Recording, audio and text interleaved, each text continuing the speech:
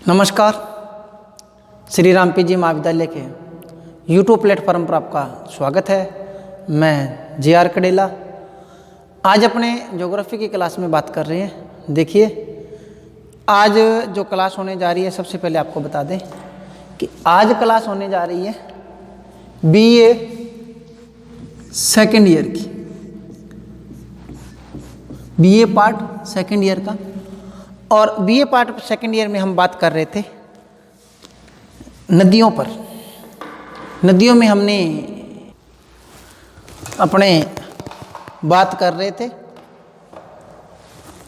राजस्थान की नदियों की। राजस्थान की नदियों की हमारी कल क्लास चल रही थी और उस क्लास में हम बात कर रहे थे, जिस नदी पे बात कर रहे थे वो थी हमारी चंबल की सहायक नदी। चंबल की सहायक नदी, चंबल की सहायक नदी पे हम बात कर रहे थे। देखिए, चंबल की सहायक नदी हमने कुछ नदियों पे बात कर ली थी और कुछ रह गई थी। देखिए, हमने बात की थी चंबल की सहायक नदी में काली सिंध नदी के ऊपर हम बात कर रहे थे, और हमने जो बामनी नदी थी उसके ऊपर बात कर ली थी, मेज नदी थी उसके ऊपर बात कर ली थी, मेज में मांगली नदी थी उसके ऊपर हमने बात कर ली थी। आज हम चंबल नदी की आगे जो नदी है उसके ऊपर बात करते हैं। हम काली सिंध नदी की जो सहायक नदी थी आहू नदी, उसके ऊपर बात कर रही थी। आहू नदी के ऊपर हमने बात कर ली थी कि काली सिंध की सहायक नदी है आहू नदी, और आहू नदी की एक सहायक नदी थी आहू की सहायक नदी, की सहायक नदी। काली सिंध नदी की सहायक नदी है आहू नदी, और आहू की एक जो सहायक नदी थी उसका नाम था पिपलाज नदी। क्या था? पिपलाज नदी। ये पिपलाज नदी जो है ये काली सिंध की सहायक नदी है, पिपलाज नदी, पिपलाज नदी। ठीक है, तो याद रखना। आगे हम बात कर रहे हैं जो दूसरी नदी है पिपलाज नदी के बारे में मैंने आपको पूरा बता दिया था। आगे देखिए, आहू नदी कोटा और झालावाड़ नदी के दो जिलों के बीच में सीमा बनाती है। आहू नदी, आहू नदी कोटा व झालावाड़ जिलों के बीच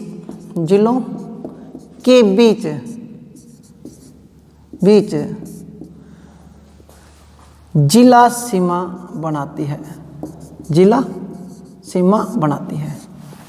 तो ये आहू नदी जो है कोटा और झालावाड़ के बीच में सीमा बनाती है। इसके बाद हम बात करते हैं आहू व काली सिंध नदी का संगम। आहू और काली सिंध जो नदी का संगम जो होता है, आहू और काली सिंध नदी का ये जो होता है सामेला, ठीक है, नदी का संगम सामेला कहलाता है। और यहाँ पर गागरोन दुर्ग की नींव रखी गई। इसमें एक संत थे मिठे शाह की दरगाह, और संत पीपा जी की छतरी है इस दुर्ग के अंदर। आगे हम बात करते हैं आहू नदी की सहायक नदी पिपलाद पर पिपलाद परियोजना का निर्माण किया गया है। इसके बाद हम करते हैं चंद्रभागा नदी। काली सिंध की एक सहायक नदी है चंद्रभागा नदी, चंद्र और भागा नदी है। देखिए, अभी काली सिंध की चल रही है, आहू नदी भी काली सिंध की थी, काली सिंध नदी, और इसकी सहायक नदियां चल रही थी। हमने कर ली थी एक आहू नदी कर ली, आहू नदी हो गई हमारी। इसके बाद हम बात करते हैं चंद्रभागा नदी। चंद्रभागा नदी के बारे में बात कर रहे हैं। ये काली सिंध की प्रमुख सहायक नदी है चंद्रभागा नदी। चंद्रभागा नदी के ऊपर बात करते हैं। देखिए, चंद्रभागा नदी, चंद्रभागा जो नदी है उसका उद्गम राजस्थान के झालावाड़ जिले में सेमली गांव से होता है। उद्गम लिखिए, उद्गम होता है झालावाड़ जिले के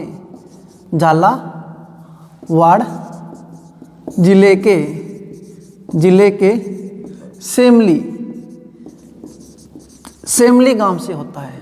इसका उद्गम होता है सेमली गांव से। झालावाड़ जिले के सेमली गांव से चंद्रभागा नदी का उद्गम होता है। इसके बाद देखिए यह सेमली गांव से उद्गमित होकर चंद्रभागा नदी झालावाड़ में केवल 7 किलोमीटर ही बहती है। 7 किलोमीटर बहती है और मतलब इसकी कुल लंबाई 7 किलोमीटर है। इसकी कुल लंबाई है, कुल लंबाई 7 किलोमीटर, 7 किलोमीटर। और ये झालावाड़ में बहती हुई, झालावाड़ में बहती हुई झालरापाटन तहसील के खाड़िया गांव के निकट, झालावाड़ के अंदर ही, झालावाड़ के अंदर ही, झालावाड़ के खड़िया गांव में काली सिंध से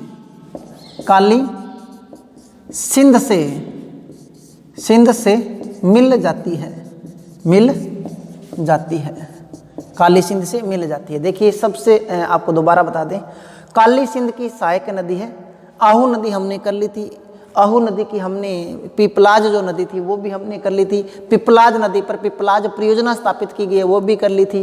इसके बाद हमने कहा था कि जो आहू नदी है, आहू नदी और जो आहू नदी है वो कोटा और झालावाड़ के बीच सीमा बनाती है, मन 2 जिलों के बीच में जिला सीमा का निर्माण करती है।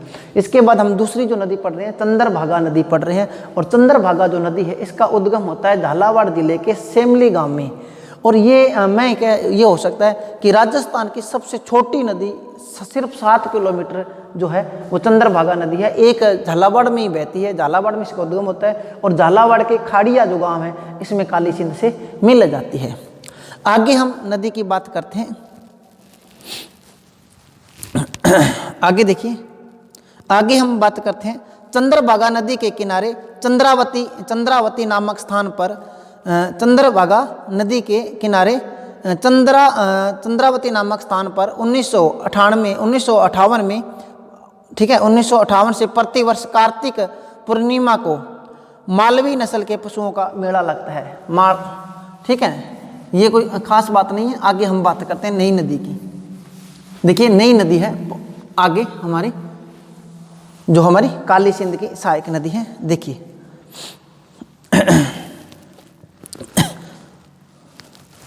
आगे नदी है जिसका नाम है चंद्रभागा, हो गया परवन नदी। परवन नदी लिखिए, परवन नदी, परवन नदी, परवन नदी पर हम बात करते हैं। परवन नदी, परवन नदी का जो उद्गम होता है, परवन नदी का उद्गम जो होता है ये मध्य प्रदेश में मालवा के पठार से, ठीक है, मध्य प्रदेश में एमपी में मालवा का पठार है, मालवा का पठार, मालवा के पठार से होता है। और 2 धाराएं होती है यहाँ पे मालवा के पठार में, 2 धारा होती है, 2 धाराओं के मिलने से एमपी में मालवा के पठार पर एक 2 धाराएं आती है। 2 धाराओं के मिलने पर जो परवन नदी का उद्गम होता है। 2 धाराएं हैं, एक है अजनार और एक है घोड़ा पछाड़ नदी नामक नदियों की संयुक्त धारा के रूप में है। ठीक है, अजनार और घोड़ा पछाड़, घोड़ा पछाड़ 2 धाराएं हैं। इन धाराओं को आपस में मिलने के बाद यह नदी बनती है।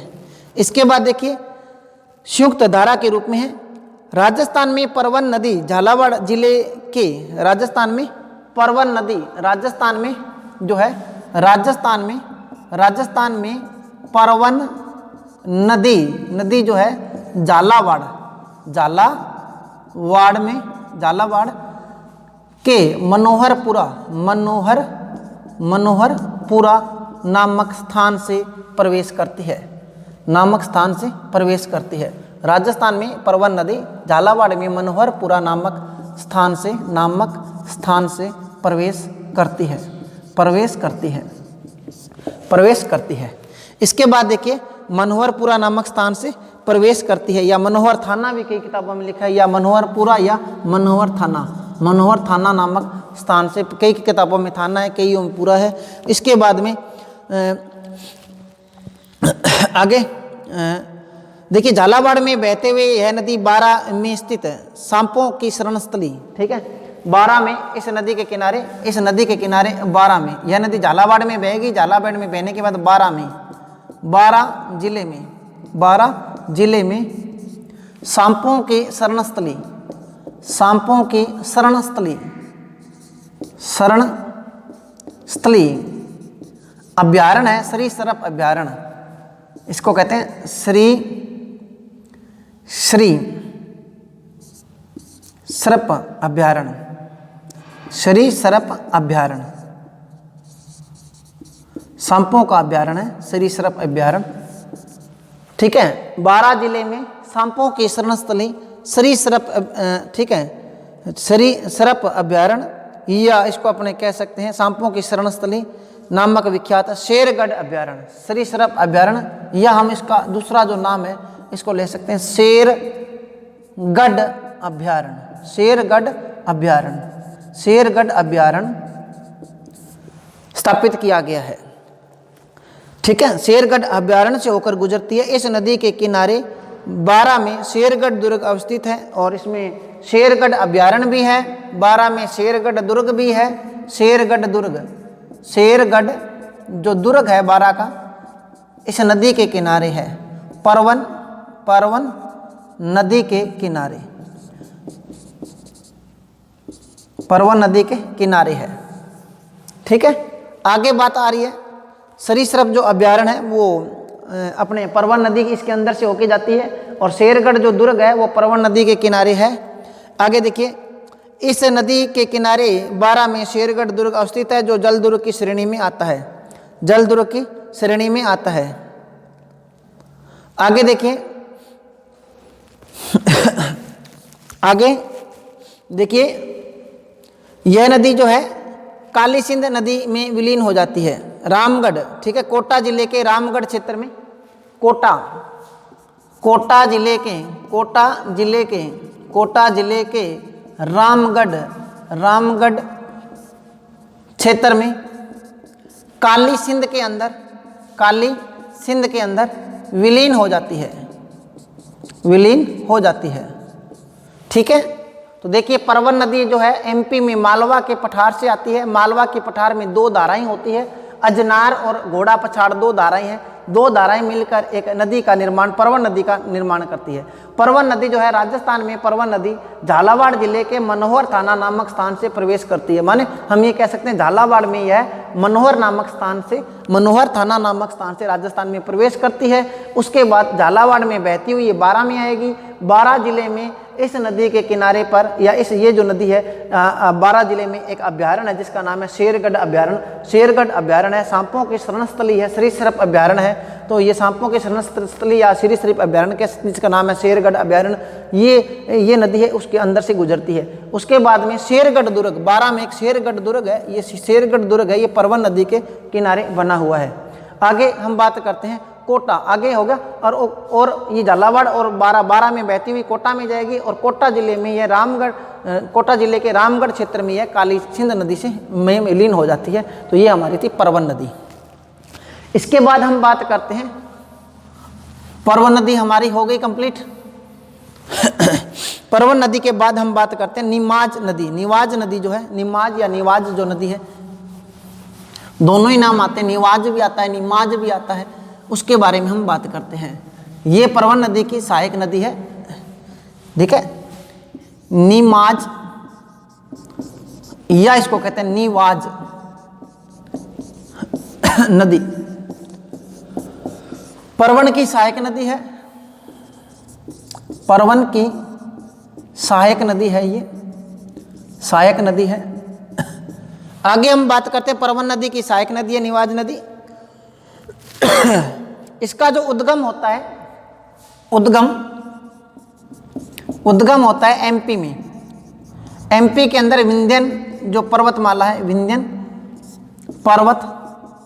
विंध्यन पर्वतमाला जो है हमारी है, विंध्यन पर्वतमाला का जो स्थान है मानपुरा पहाड़ी, मानपुरा तहसील के राजगढ़ नामक स्थान से। ठीक है, एमपी में विंध्यन पर्वत में रामगढ़, रामगढ़, रामगढ़ के रामपुरा से उद्गम होता है, से उद्गम होता है इस नदी का, से इसका उद्गम होता है। ठीक है, रामगढ़, रामगढ़ से इसका, ठीक है, उद्गम होता है। राजगढ़, राजगढ़ लिखना, राजगढ़ से उद्गम होता है, राजगढ़, ठीक है, राजगढ़, राजगढ़ से इसका उद्गम होता है। आगे देखिए, हम बात करते हैं, यह नदी झालावाड़ जिले में, यह नदी झालावाड़ जिले के,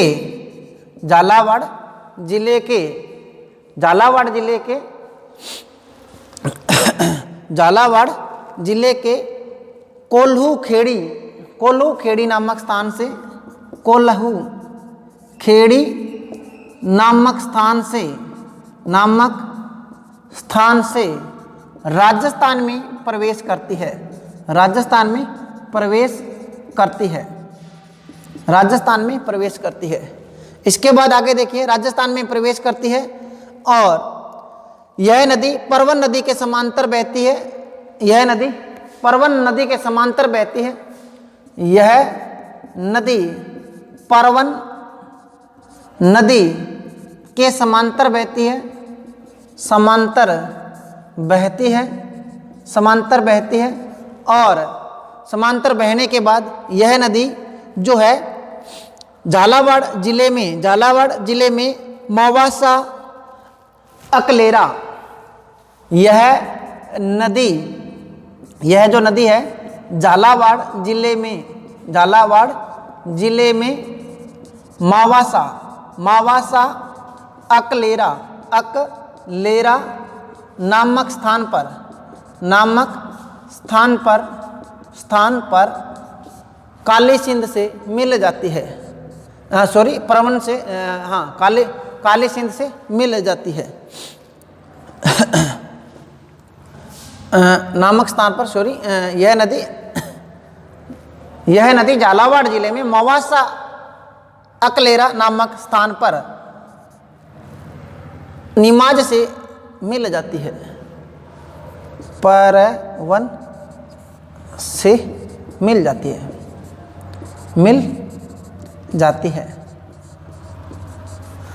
ठीक है, हम पढ़ रहे थे निवाज नदी या निमाज नदी, निमाज नदी या निवाज नदी है।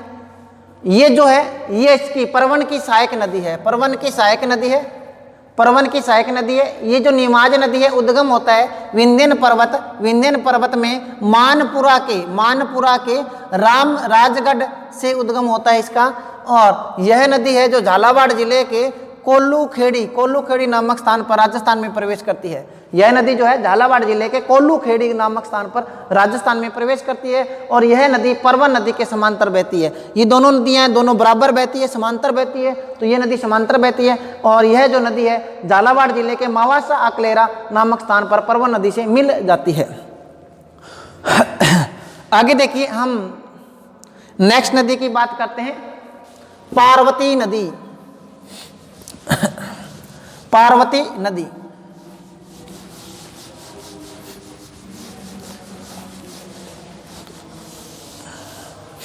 पार्वती नदी लिखिए,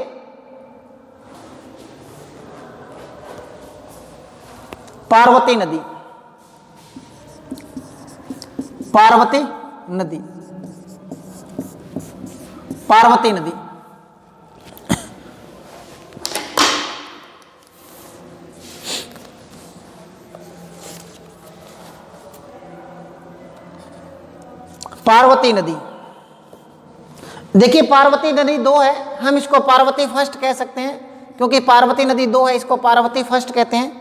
पार्वती नदी, पार्वती फर्स्ट या पार्वती नदी।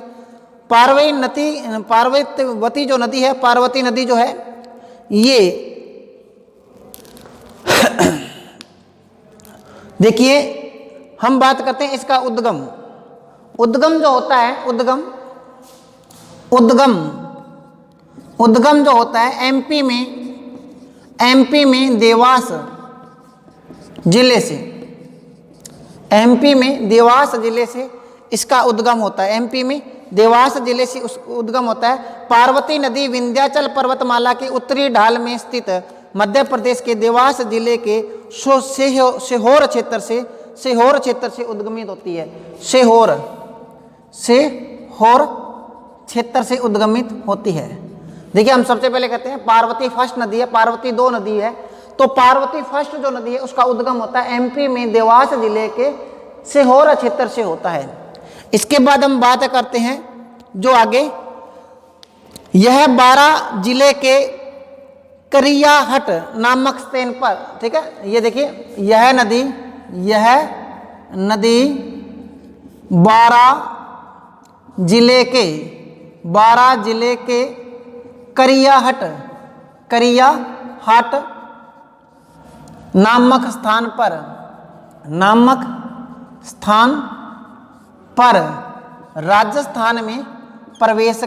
राजस्थान में प्रवेश करती है। तो दो हमने देखिए, हम तो 2 ही इसमें जो नदियों में कुछ भी ज़्यादा नहीं है। एक आप उद्गम याद रखिए, अगर जिसका उद्गम राजस्थान से बाहर हो रहा है तो आप देखिए सबसे पहले नदी का उद्गम, चाहे कोई भी नदी है आप उसका नदी का उद्गम देखिए। उद्गम के बाद क्या करते हैं, अगर कोई नदी राजस्थान से बाहर उद्गमित हो रही है, अदर स्टेट में हो रही है, तो देखिए राजस्थान में वो किस स्थान पर प्रवेश करती है, फिर आगे फिर वो किस जिले में बहती है और अपना जल विसर्जन है वो किस नदी के अंदर करती है। तो हम बात कर रहे हैं पार्वती फर्स्ट नदी की। पार्वती फर्स्ट नदी का जो उद्गम होता है वो एमपी में देवास जिले से होता है। क्या होता है, एमपी में देवास जिले से होता है, सोहरा क्षेत्र से। और यह नदी 12 जिले के करियाहाट नामक स्थान पर राजस्थान में प्रवेश करती है। इसके बाद देखिए नामक स्थान से प्रवेश करती है और 12 जिले के किशनगंज जो शहर है, 12 जिले का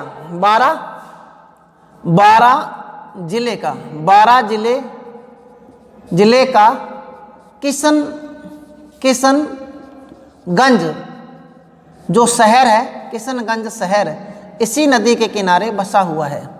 किशनगंज शहर है जो इसी नदी के किनारे बसा हुआ है,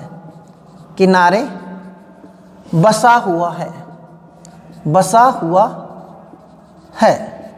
आगे हम बात करते हैं किस जो बसा हुआ है। आगे देखिए, यह जो नदी इसकी सहायक कई नदियां छोटी छोटी, हेली नदी है, अंधेरी नदी है, रेतीली नदी है।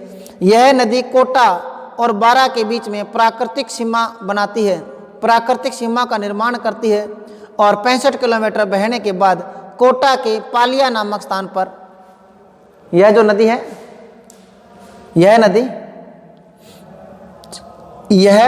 नदी कोटा में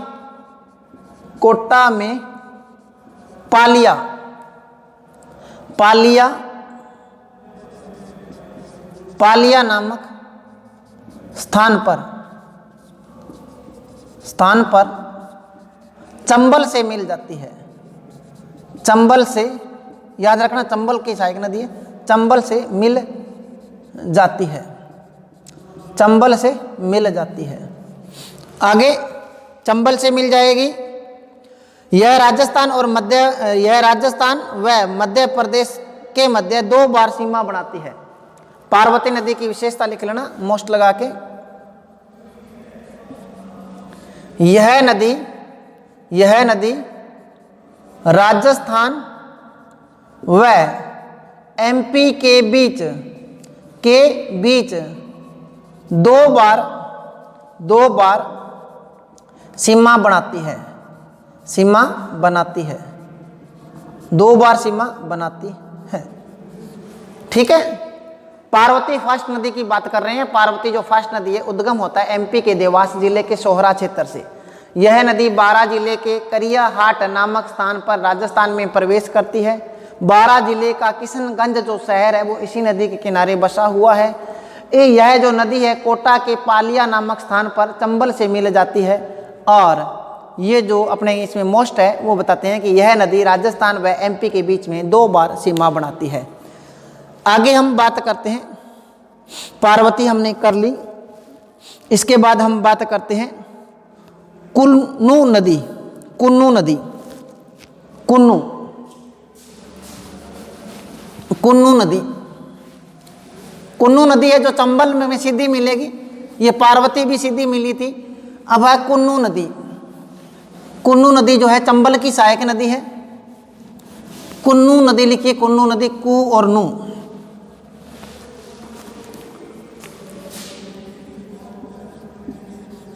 कुन्नू नदी किसकी सहायक नदी है? चंबल की सहायक नदी है। ठीक है, कुन्नू नदी के बारे में हम लिख रहे हैं। लिखिए, कुन्नू नदी के बारे में लिखो।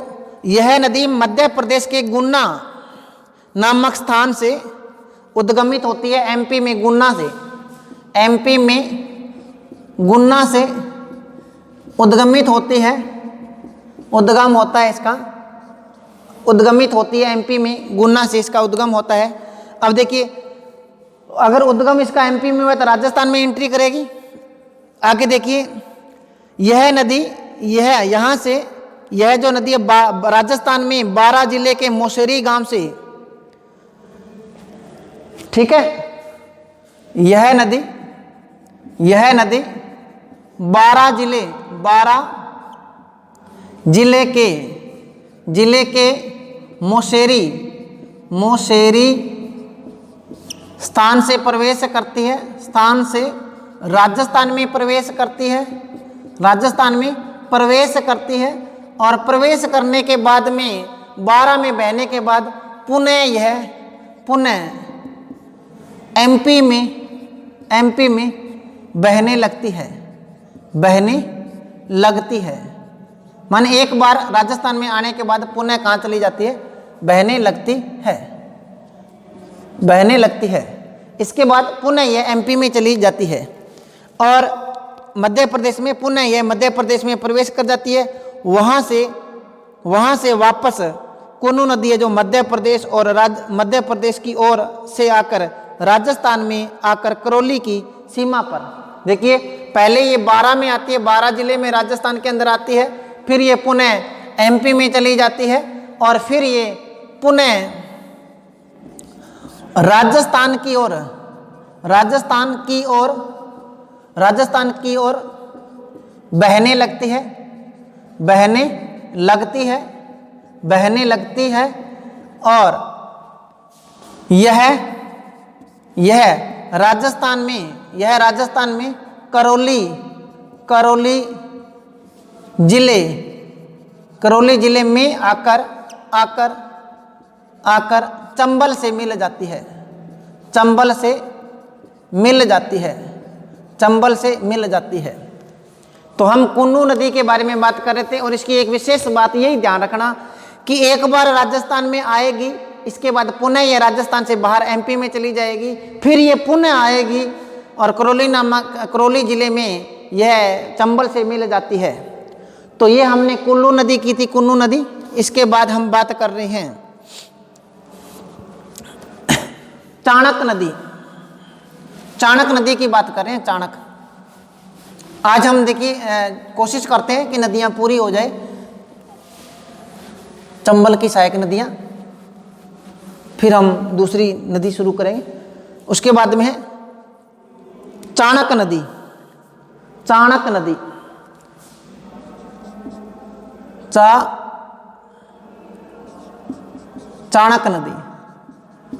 नदी जो है चंबल की सहायक नदी है, सीधा अपना जल चंबल में डालती है। ठीक है, इसका थोड़ा नाम सही करना, चाकण नदी है, चाकण नदी। ये जो चाकण नदी है यह चंबल की सहायक नदी है और चाकण नदी है, इसका उद्गम बूंदी जिले के छोटी छोटी नदी नालों से मिलने से होता है। और यह जो बूंदी जिले में इसका उद्गम होता है, बूंदी में इसका उद्गम होता है।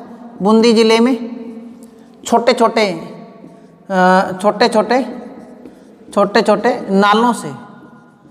नालों से इसका उद्गम होता है। इसके बाद यह बूंदी में बहने के बाद यह जो नदी है सवाई माधोपुर में बहती हुई कर्णपुरा गांव में चंबल में विलीन हो जाती है। सवाई माधोपुर में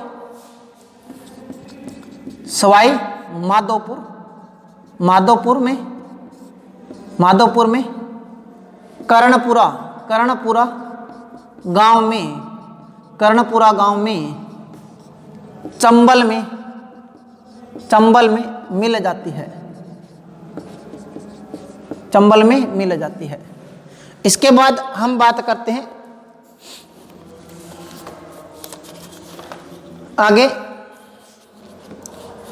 एक चंबल की सहायक नदी है जिसकी बात करते हैं। देखिए चंबल की सहायक नदी, और वो अपने आप में खुद एक नदी तंत्र है, लेकिन है वो चंबल की सहायक नदी, लेकिन अपने आप में भी वो क्या है, एक जैसे अपने कहते हैं ना कि गंगा नदी तंत्र, सिंधु नदी तंत्र, तो वो अपने आप में एक नदी तंत्र है, वो अपने आप में एक नदी तंत्र की कैपेसिटी रखती है। तो वो नदी है, आपको पता है राजस्थान की पूर्ण बहाव के आधार पर बहने वाली राजस्थान की सबसे लंबी नदी कौन सी है, वही है। सोच लिया होगा कौन सी है। देखिए आप लिखिए बनास नदी, बनास नदी, बनास नदी है, ये चंबल की सहायक नदी है, चंबल की सहायक नदी है, सीधा अपना जल चंबल में डालती है बनास नदी। बनास की भी बहुत सारी सहायक नदियां हैं, तो हम आज शुरू कर रहे हैं बनास नदी। देखिए सॉरी, आज हमारा टाइम कंप्लीट हो गया है, तो देखिए कल हम जो बनास नदी है इसको शुरू करेंगे। तब तक के लिए धन्यवाद। जय हिंद।